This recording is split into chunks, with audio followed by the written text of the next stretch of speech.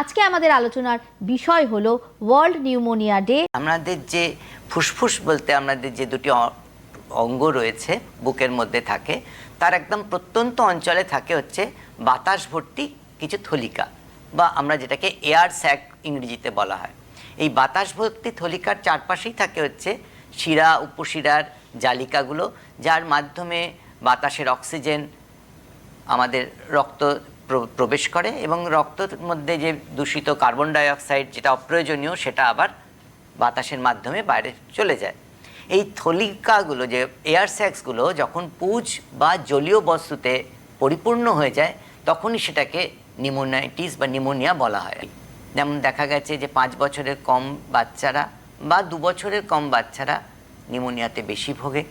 অন্যদিকে আবার 65 বছর ঊর্ধ্বে যে মানুষ যারা রয়েছেন, বয়স্ক মানুষ, তাদের মধ্যেও নিউমোনিয়ার প্রবণতা অনেক বেশি।